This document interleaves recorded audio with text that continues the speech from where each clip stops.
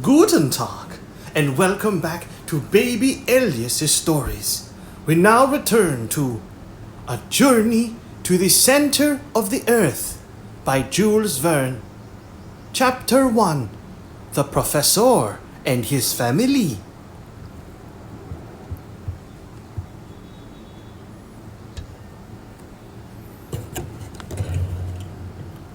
On the 24th of May, 1863, my uncle, Professor Liedenbrock, rushed into his little house, number 19 Königstrasse, one of the oldest streets in the oldest portion of the city of Hamburg.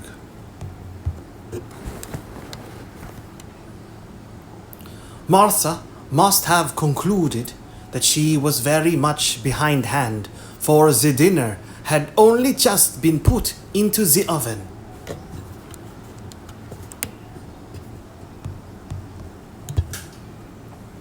"Well now," said I to myself, "if that most impatient of men is hungry, what a disturbance he will make." "Mr. Liedenbrock, so soon!" cried poor Martha in great alarm, half opening the dining room door. "Yes, Martha, but very likely the dinner is not half cooked, for it is not 2 yet. St. Michael's clock has only just struck 1:30. "Then why has the master come home so soon?" "Perhaps he will tell us that himself."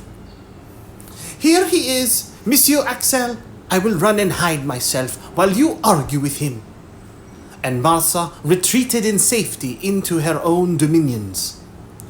I was left alone, but how was it possible for a man of my undecided turn of mind to argue successfully with so irascible a person as the professor? With this persuasion, I was hurrying away to my own little retreat upstairs, when the street door creaked open in its hinges. Heavy feet made the whole flight of stairs to shake, and the master of the house, passing rapidly through the dining room, threw himself in haste into his own sanctum.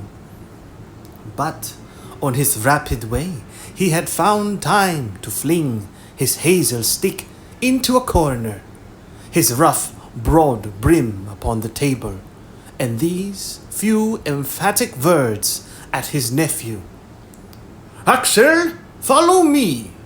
I had scarcely had time to move when the professor was again shouting after me, "What? Not come yet?"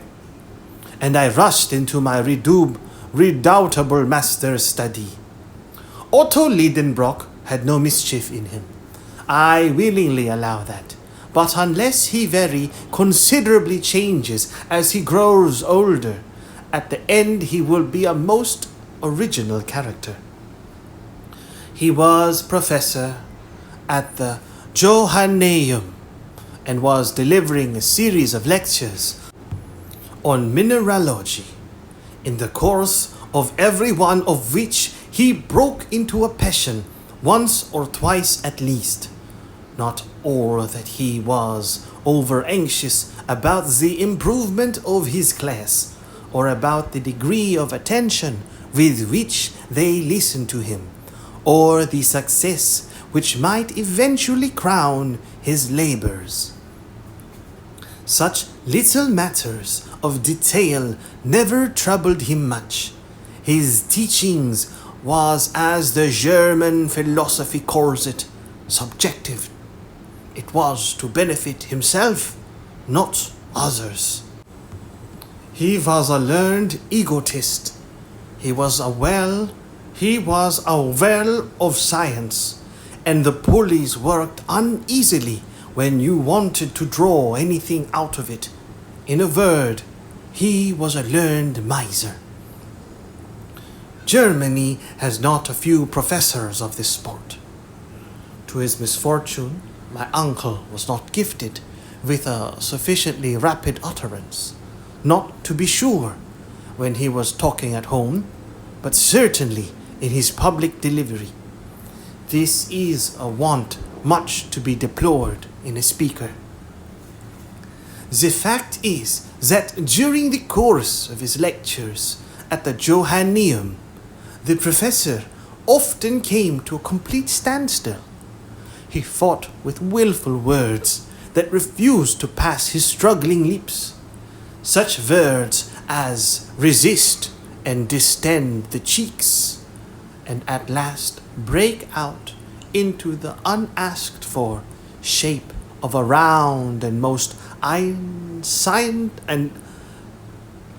break out into the unasked for shape of a round and most unscientific oath. Then his fury would gradually abate. Now, in mineralogy, there are many half Greek and half Latin terms, very hard to articulate, and which would be most trying to a poet's measures. I don't wish to say a word against so respectable a science. Far be that from me. True, in the august presence of rhombohedral crystals, retinasphaltic resins, galenites, fascites, molybdenites, tungstates of manganese and titanite of zirconium, why, the most facile of tongues may make a slip now and then. It therefore happened that this venial fault of my uncle's came to be pretty well understood in time, and an unfair advantage was taken of it. The students laid wait for him in dangerous places, and when he began to stumble, loud was the laughter, which is not in good taste, not even in Germans. And if there was always a full audience to honor the Liedenbrock courses, I should be sorry to conjecture how many came to make merry at my uncle's expense. Nevertheless, my good uncle was a man of deep learning, a fact I am most anxious to assert and reassert. Sometimes he might irretrievably injure a specimen by his too great ardour in handling it, but still he united the genius of a true geologist with the keen eye of the mineralogist. Armed with his hammer, his steel pointer, his magnetic needles, his blowpipe, and his bottle of nitric acid, he was a powerful man of science. He would refer any mineral to its proper place among the 600 elementary substances now enumerated by its fracture, its appearance, its hardness, its fusibility, its sonorousness, its smell, and its taste. The name of Liedenbrock was honorably mentioned in colleges and learned societies. Humphrey Davy, Humboldt, Captain Sir John Franklin, General Sabine, never failed to call upon him on their way through Hamburg. Becquerel, Abelman, Brewster, Dumas, Milne Edwards, St. Clair de Ville frequently consulted him upon the most difficult problems in chemistry, a science which was indebted to him for considerable discoveries. For in 1853 there had appeared at Leipzig an imposing folio by Otto Liedenbrock, entitled A Treatise upon Transcendental Chemistry, with plates, a work, however, which failed to cover its expense. To all these titles to honor, let me add that my uncle was the curator of the Museum of Mineralogy, formed by M. Struve, the Russian ambassador, a most valuable collection, the fame of which is European. Such was the gentleman who addressed me in that impetuous manner. Fancy a tall, spare man of an iron constitution, with a fair complexion which took off a good 10 years from the 50 he must own to. His restless eyes were in incessant motion behind his full-size spectacles. His long, thin nose was like a knife blade. Boys have been heard to remark that organ was magnetized and attracted iron fillings. But this was merely a mischievous report. It had no attraction except for snuff, which it seemed to draw to itself in great quantities. When I have added, to complete my portrait, that my uncle walked by mathematical strides of 1.5 yards, and that in walking he kept his fists firmly closed, a sure sign of an irritable temperament, I think I shall have said enough to disenchant anyone who should by mistake have coveted much of his company. He lived in his own little house in Königstrasse, a structure half brick and half wood, with a gable cut into steps. It looked upon one of those winding canals which intersect each other in the middle of the ancient quarter of Hamburg, and which the great fire of 1842 had fortunately spared. It is true that the old house stood slightly off the perpendicular and bulged out a little towards the street. Its roof sloped a little to one side, like the cape over the left ear of a Tungenbund student. Its lines vaunted accuracy, but after all it stood firm, thanks to an old elm which buttressed it in front and which often in spring sent its young sprays.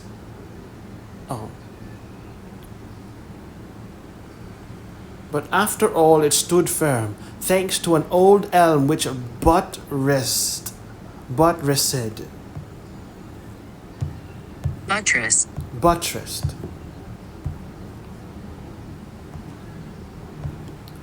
Buttressed of a building or structure, strengthened or supported with a buttress. But after all it stood firm, thanks to an old elm which buttressed it in front, and which often in spring sent its young sprays through the window panes. My uncle was tolerably well off for a German professor. The house was his own, and everything in it. The living contents were his goddaughter Groben, a young Verlandise of 17, Martha, and myself. As his nephew and an orphan, I became his laboratory assistant. I really confess that I was exceedingly fond of geology and all its kindred sciences. The blood of mineralogists was in my veins, and in the midst of my specimens I was always happy. In a word, a man might live happily enough in the little old house in the Königstrasse, in spite of the restless impatience of its master. For although he was a little too excitable, he was very fond of me. But the man had no notion how to wait. Nature herself was too slow for him. In April, after he had planted in the terracotta pots outside his window seedling plants of mignonette and convolvulus, he would go and give them a little pull by their leaves to make them grow faster. In dealing with such a strange individual, there was nothing for it but prompt obedience. I therefore rushed after him. Chapter 2. A mystery to be solved at any price.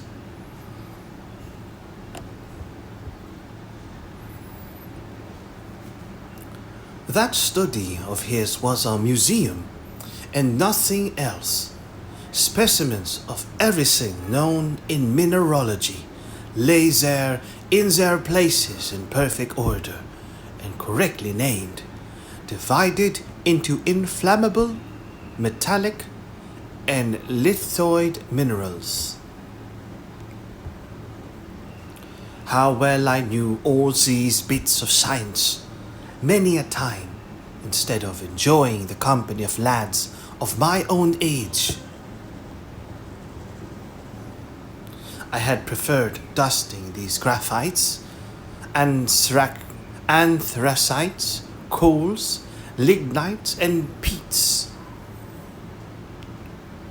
And there were bitumens, resins, organic salts to be protected from the least grain of dust, and metals from iron to gold, metals whose current value altogether disappeared in the presence of the republican equality of scientific specimens. And stones too, enough to rebuild entirely the house in Königstrasse, even with a handsome additional room which would have suited me admirably. But on entering this study, now I thought of none of all these wonders. My uncle alone filled my thoughts. I had thrown himself into a velvet easy chair and was grasping between his hands a book over which he bent, pondering with intense admiration. "Here's a remarkable book! What a wonderful book!" he was exclaiming. These ejaculations brought to my mind the fact that my uncle was liable to occasional fits of bibliomania.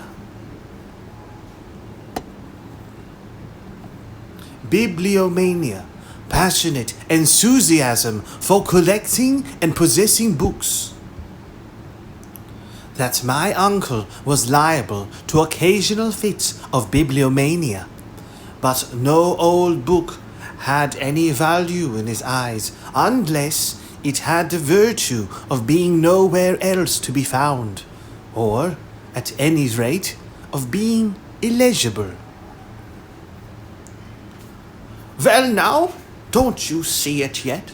Why, I have got a priceless treasure that I found this morning in rummaging in old Hevelius's shop, the Jew." "Magnificent," I replied, with a good imitation of enthusiasm. What was the good of all this fuss about an old quarto bound in rough calf, a yellow, faded volume with a ragged seal depending from it? But for all that there was no lull yet in the admiring exclamations of the professor. "See," he went on, both asking the questions and supplying the answers. "Isn't it a beauty?" "Yes, splendid. Did you ever see such a binding? Doesn't the book open easy?" "Yes, it stops open anywhere." "But does it shut equally?" "Yes, for the binding and the leaves are flush, all in a straight line, and no gaps or openings anywhere. And look at its back. After 700 years, why, Bozarane cloth or pure gold, or pure gold, might have been proud of such a binding." While rapidly making these comments, my uncle kept opening and shutting the old tome. I really couldn't do no less than ask a question about its contents, although I did not feel the slightest interest. "And what is the title of this marvelous work?" I asked with an affected eagerness which he must have been very blind not to see through. "This work," replied my uncle, firing up with renewed enthusiasm, "this work is the Heinz Kringla of Snorre-Turleson, the most famous Icelandic author of the 12th century. It is the chronicle of the Norwegian princess who ruled in Iceland." "Indeed," I cried, keeping up wonderfully. Of course, it is a German translation." "What?" sharply replied the professor. "A translation? What should I do with a translation? This is the Icelandic original, in the magnificent idiomatic vernacular, which is both rich and simple, and admits of an infinite variety of grammatical combinations and verbal modifications." "Like German?" I happily ventured. "Yes," replied my uncle, shrugging his shoulders. "But in addition to all this, the Icelandic has 3 numbers like the Greek, and irregular declensions of nouns proper like the Latin."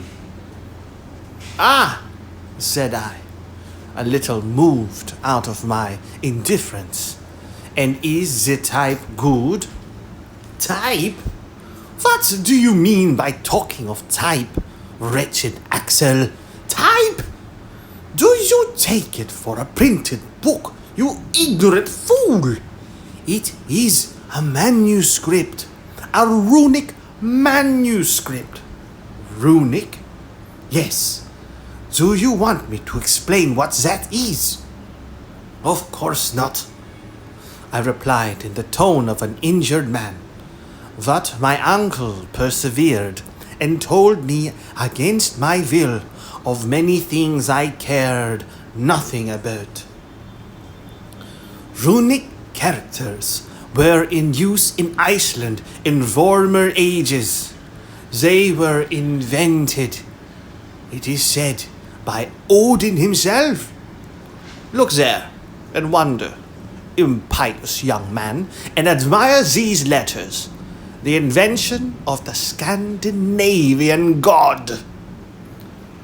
Well, not knowing what to say, I was going to prostrate myself before this wonderful book, a way of answering equally pleasing to gods and kings, and which has the advantage of never giving them any embarrassment, when a little incident happened to divert conversation into another channel. This was the appearance of a dirty slip of parchment, which slipped out of the volume and fell upon the floor. My uncle pounced upon this shred with incredible avidity, an old document enclosed on immemorial time within the folds of this old book had for him an immeasurable value. "What's this?"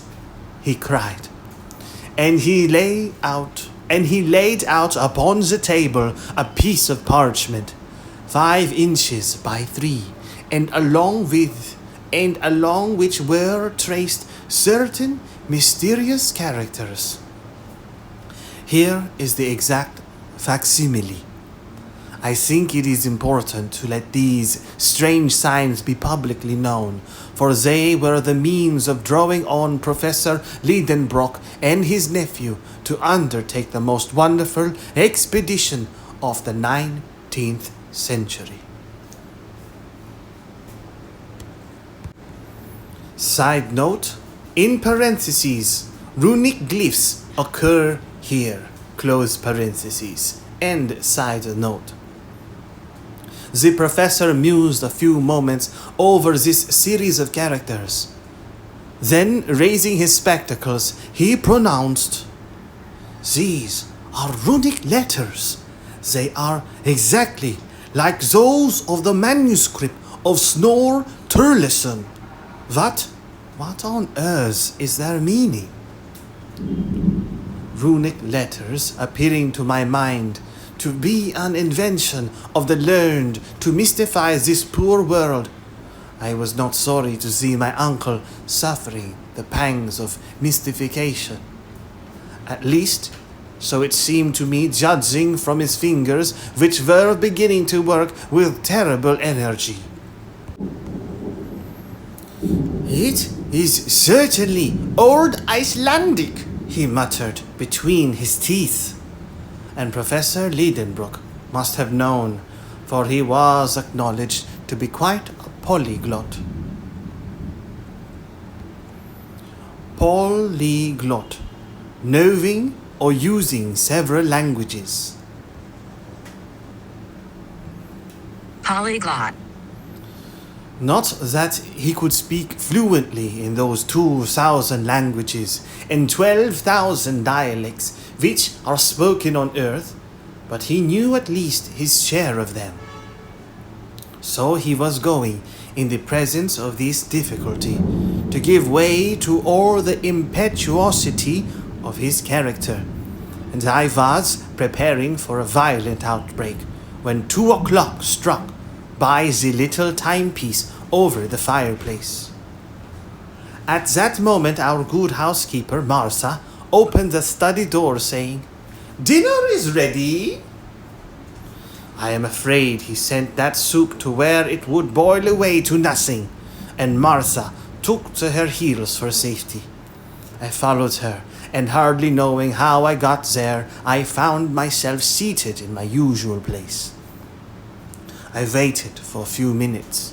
No professor came.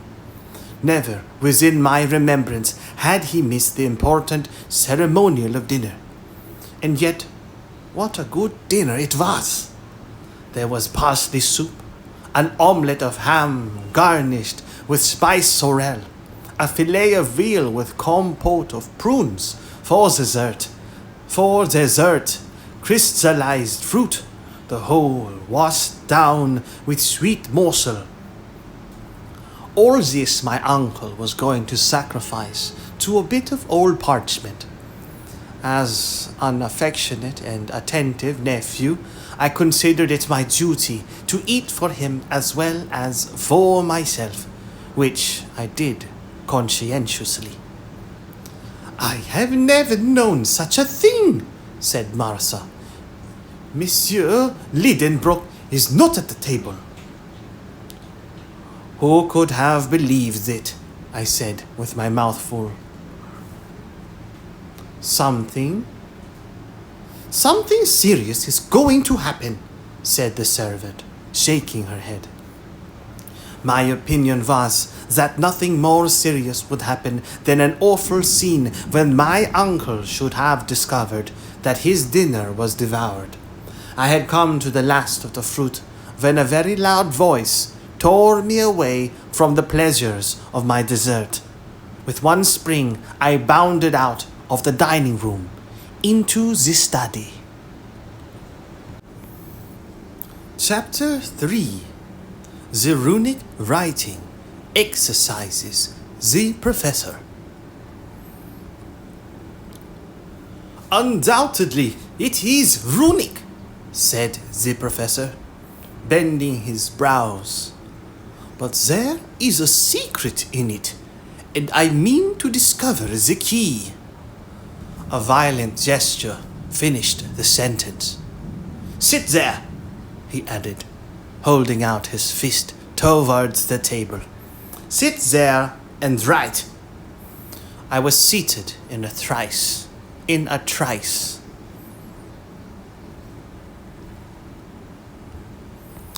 "Now, I will dictate to you every letter of our alphabet, which corresponds with each of these Icelandic characters. We will see what that will give us. But by Saint Michael, if you should dare to deceive me." The dictation commenced. I did my best. Every letter was given me one after the other, with the following remarkable result: MM.RNLLS ESREVEL SEECIDE SGTSSMF VNTEIEF NIEDRKE KT, SAMN Atrate capital S. Saodrrn. Emtnae capital I. Nvaect. Rril capital S. A capital A TSAAR dot NVCRC IEAABS CCRMI EEVT capital V L F R capital A NTV DT comma IAC OSEIBO capital K EDII capital I. When this work was ended, my uncle tore the paper from me and examined it attentively for a long time. "What does it all mean?" he kept repeating mechanically. Upon my honor, I could not have enlightened him. Besides, he did not ask me, and he went on talking to himself. "This is what is called a cryptogram or cipher," he said, "in which letters are purposely thrown in confusion, which, if properly arranged, would reveal their sense. Only think that under this jargon there may lie concealed the clue to some great discovery." As for me, I was of opinion that there was nothing at all in it, though, of course, I took care not to say so. Then the professor took the book and the parchment and diligently compared them together. "These two writings are not by the same hand," he said. "The cipher is of later date than the book, an undoubted proof of which I see in a moment. The first letter is a double M, a letter which is not to be found in Turleson's book, and which was only added to the alphabet in the 14th century. Therefore, there are 200 years between the manuscript and the document." I admitted that this was a strictly logical conclusion. "I am therefore led to imagine," continued my uncle, "that some possessor of this book wrote these mysterious letters. But who was that professor? But who was that possessor? In his name nowhere to be found in the manuscript."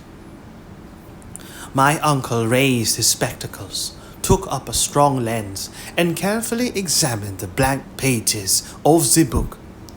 On the front of the second, the title page, he noticed a sort of stain which looked like an ink blot.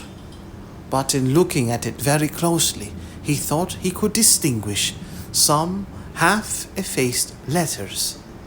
My uncle at once fastened upon this as the center of interest, and he labored at that blot, until, by the help of his microscope, he ended by making out the following runic characters, which he read without difficulty. "Arne Saknussemm," he cried in triumph. "Why, that is the name of another Icelander, a savant of the 16th century, a celebrated alchemist." I gazed at my uncle with satisfactory admiration. "Those alchemists," he resumed, "Avicenna, Bacon, Lully, Paracelsus, were the real and only savants of their time. They made discoveries at which we are astonished. Has not this Saknussemm concealed under his cryptogram some surprising invention? It is so. It must be so." The professor's imagination took fire at this hypothesis. "No doubt," I ventured to reply. But what interest would he have in thus hiding so marvelous a discovery? Why? Why? How can I tell? Did not Galileo do the same by Saturn? We shall see. I will get at the secret of this document, and I will neither sleep nor eat until I have found it out. My comment on this was a half-suppressed, "Oh." "Nor you either, Axel," he added. "The deuce," said I to myself. Then it is lucky I've eaten 2 dinners today. First of all, we must find out the key to this cipher. That cannot be difficult. At these words, I quickly raised my head, but my uncle went on soliloquizing.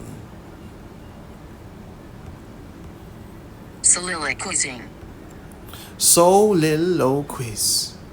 Speak one's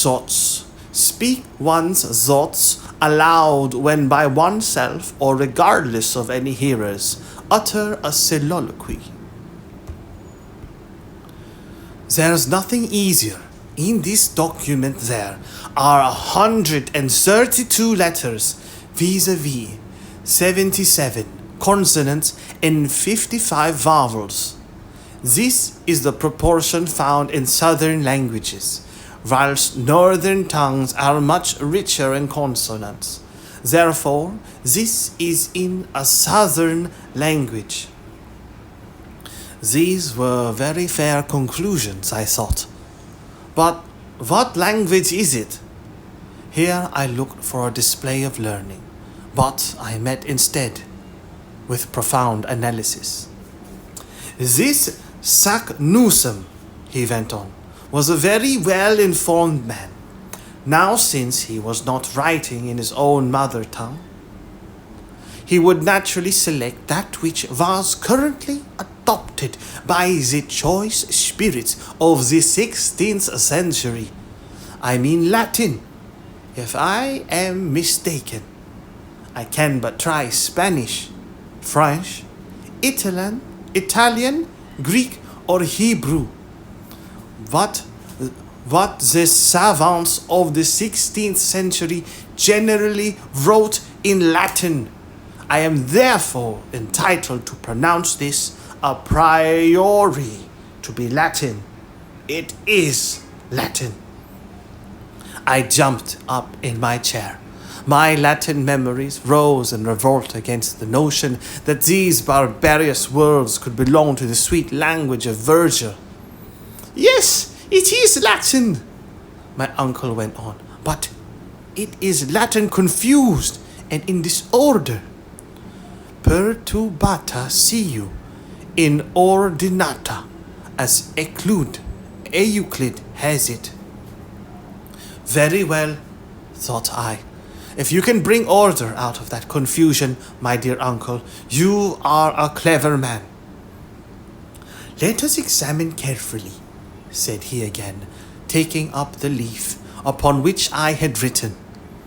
Here is a series of 132 letters in apparent disorder. There are words consisting of consonants only, as capital NRRLLS. Others, on the other hand, in which vowels predominate, as for instance the fifth, UNEEIEF, or the last but one, OSEIBO. Now, this arrangement has evidently not been premeditated. It has arisen mathematically in obedience to the unknown law which has ruled in the succession of these letters. It appears to me a certainty that the original sentence was written in a proper manner and afterwards distorted by a law which we have yet to discover. Whoever possesses the key of this cipher will read it with fluency. What is that key? Axel, have you got it? I answered not a word, and for a very good reason. My eyes had fallen upon a charming picture suspended against the wall, the portrait of Grauben. My uncle's ward was at that time at Altona, staying with a relation, and in her absence I was very downhearted. For I may confess it to you now, the pretty Virlandaise and the professor's nephew loved each other with a patience and calmness entirely German. We had become engaged unknown to my uncle, who was too much taken up with geology to be able to enter into such feelings as ours.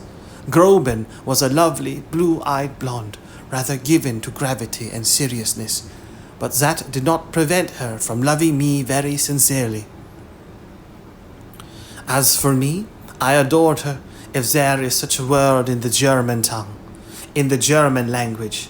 Thus, it happened that the picture of my pretty Virlandaise threw me in a moment out of the world of realities into that of memory and fancy. There looked down upon me the faithful companion of my labors and my recreations. Every day she helped me to arrange my uncle's precious specimens. She and I labored them together. Mademoiselle Gruben was an accomplished mineralogist. She could have taught a few things to a savant. She was fond of investigating abstruse scientific questions. What pleasant hours we have spent in study, and how often I envied the very stones which she handled with her charming fingers. Then, when our leisure hours came, we used to go out together and turn into the shady avenues by the Alster, and went happily side by side up to the old windmill, which forms such an improvement to the landscape at the head of the lake. On the road we chatted hand in hand. I told her amusing tales at which she laughed heartily. Then we reached the bank of the Elbe, and after having bid goodbye to the Swan, sailing gracefully amidst the white water lilies, we returned to the quay by the steamer. That is just where I was in my dream, when my uncle, with a vehement thump on the table, dragged me back to the realities of life.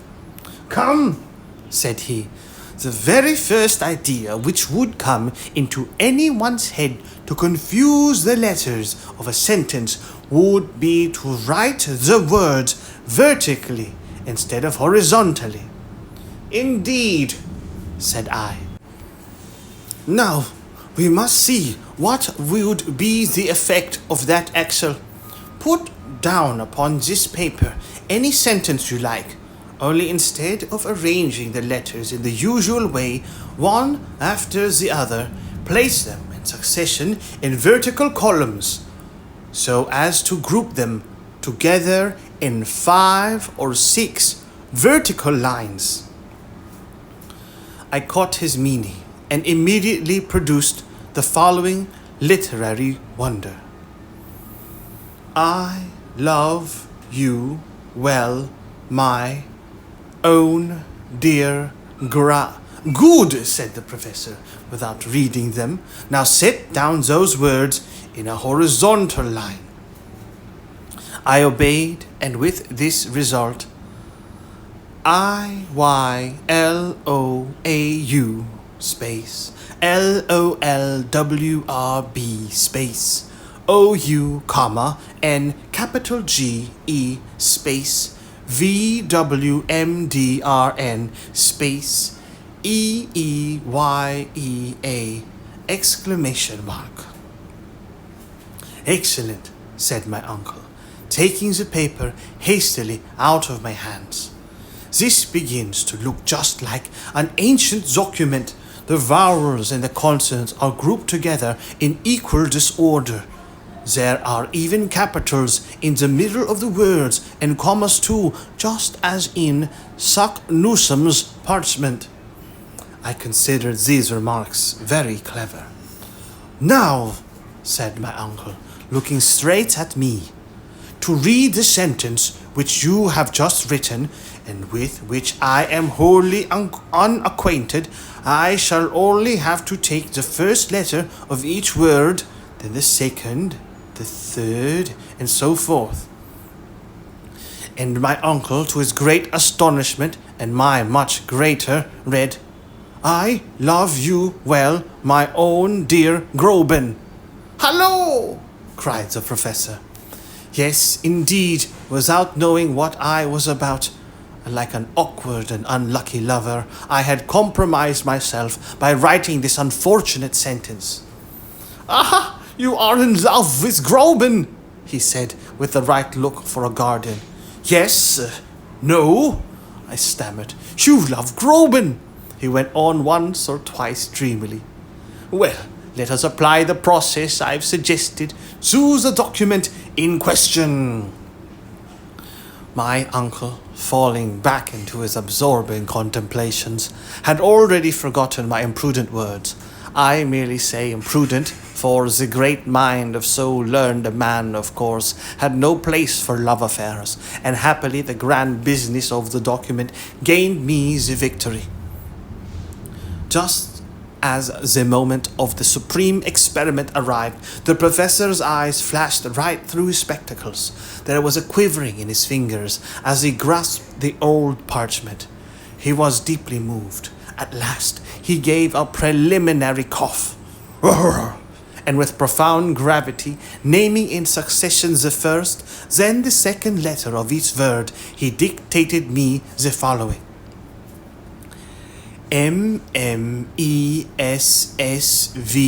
Messvnka, capital SENRA, period. ICEFDO, capital K, period. SEGNITTAMVRTN, space, ECERTSERRETTE, comma, ROTAISADVA, comma, EDNECSEDSADNE, space, LACARTNIIILV, capital I, SIRATRAC, capital S, ARBMV, TABILE, space, MERETARCSILVCO, capital I, SLEFFEN, S, capital S, N, capital I, period. I confess I felt considerably excited in coming to the end. These letters, named one at a time, had carried no sense to my mind. I therefore waited for the professor with great pomp to unfold the magnificent but hidden Latin of this mysterious phrase. But who could have foretold the result? A violent thump made the furniture rattle, and spilt some ink, and my pen dropped from between my fingers. That's not it, cried my uncle. There is no sense in it. Then, darting out like a shot, bowling downstairs like an avalanche, he rushed into the Königstrasse and fled.